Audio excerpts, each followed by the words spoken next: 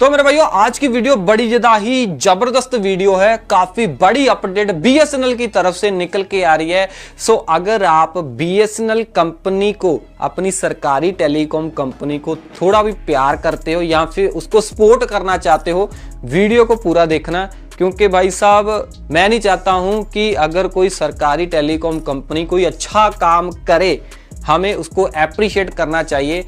और मेरे को वीडियो भी मैं इसीलिए भी बना रहा हूं क्योंकि मैं अप्रिशिएट करना चाहूंगा कि इन्होंने अच्छा काम किया है। ठीक है, अच्छा काम क्या किया है, बहुत सारे भाइयों के मन में डाउट भी है। ठीक है, कल वाली वीडियो मैंने बनाई थी, उसमें मैंने बताया था कि बीएसएनएल 2 अपडेट लेके आ चुका है। सो 2 अपडेट क्या थी मैं आपको बताना चाहूंगा। आपसे कुछ भाई कंफ्यूजन में है कि क्या बीएसएनएल ने अपना 5G लॉन्च कर दिया है।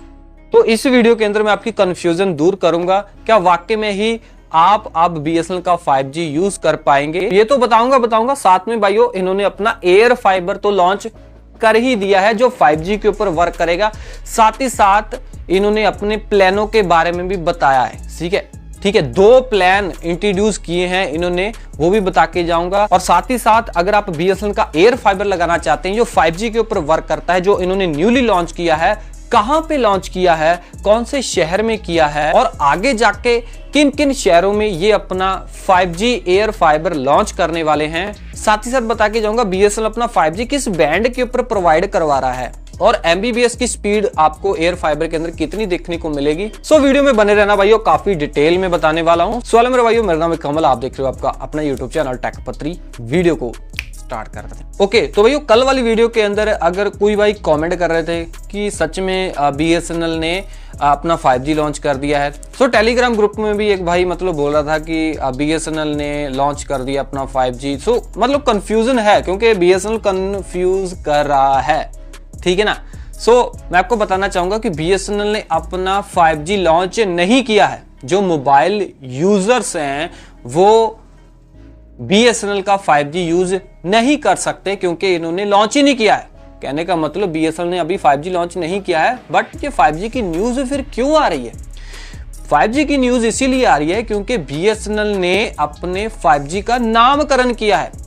सो कुछ ही दिन पहले बीएसएनएल ने अपने एक्स हैंडल के ऊपर एक पोस्ट डाला था और सभी लोगों को ये रिक्वेस्ट की थी कि हम अपने 5G का नामकरण करना चाहते हैं, नाम रखना चाहते हैं, हमें कोई नाम बताइए। सारी पब्लिक से पूछ रहे थे। सो काफी सारे लोगों ने सजेशन दिए। ठीक है, मतलब कि ये रख लो भाई साहब, ये रख लो। तो पब्लिक की डिमांड के ऊपर बीएसएनएल ने अपनी तरफ से नहीं नाम रखा, ये बता रहे हैं। अपने एक्स हैंडल के ऊपर इन्होंने पोस्ट डाला है। बीएसएनएल बोल रहा है कि हमने अपनी तरफ से नहीं बीएसएनएल के 5G का नाम रखा है, बल्कि पब्लिक की डिमांड के ऊपर पब्लिक ने सजेशन दी है, इसीलिए उस सजेशन को ठीक है लेके हमने एक नाम तय कर लिया है और 5G का नामकरण कर दिया है और नाम रखा है क्याऊ 5G।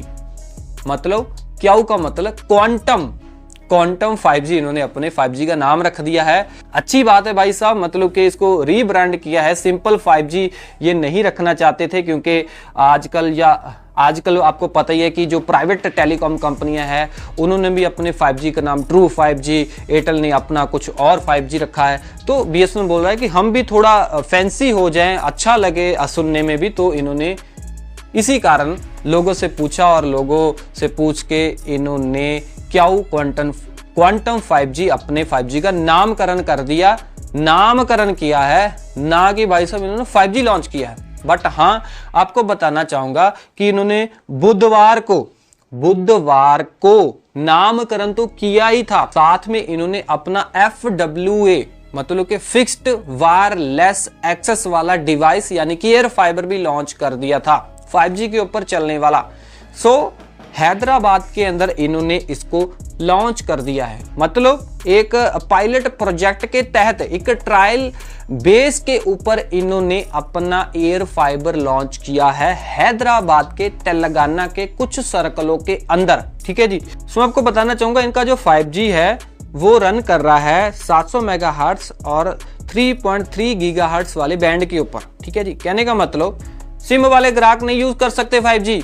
मतलब हाँ, जहां पे इन्होंने एयर फाइबर लॉन्च किया है हैदराबाद के तेलंगाना के कुछ सर्कलों के अंदर, वहां पे पायलट प्रोजेक्ट एक ट्रायल बेसिस के ऊपर इन्होंने एयर फाइबर लॉन्च किया है, वो ही इनका 5G यूज कर सकते हैं। और इतना नहीं है, मैं आपको बताना चाहूंगा कि ये जो अपना पायलट प्रोजेक्ट है या फिर ट्रायल है, ये आगे लेके जाएंगे सितंबर 2025 तक। बेंगलुरु में, पौंडुचेरी में, विशाखापट्टनम में, पुणे में, चंडीगढ़ में और ग्वालियर में ये बोल रहे हैं कि हम सितंबर 2025 तक इसको लेके आएंगे अपने FWA डिवाइस को। क्यों? क्योंकि भाई साहब ये जियो की तरफ देख रहे हैं, एयरटेल की तरफ देख रहे हैं कि जियो ने कितनी जल्दी अपने एयर फाइबर को फैलाया, ठीक है ना। और बोल रहे हैं कि हैदराबाद के 85% घरों तक इसकी पहुंच होगी। और ये बोल रहे हैं कि इसमें सिम की रिक्वायरमेंट नहीं होगी, ना ही कोई वायर की रिक्वायरमेंट होगी।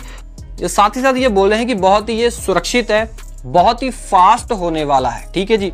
और मैं आपको बताना चाहूंगा कि इन्होंने अपने 2 प्लानों के बारे में जिक्र किया है, जैसे कि एक प्लान है 999 रुपए का, दूसरा प्लान है 1499 रुपए का। 18% GST भी लगेगी, बट ये GST के बगैर ही बताते हैं। और 999 में आपको हो सकता है कि 100 MBPS मिले, 1499 में हो सकता है आपको 300 MBPS की स्पीड मिले।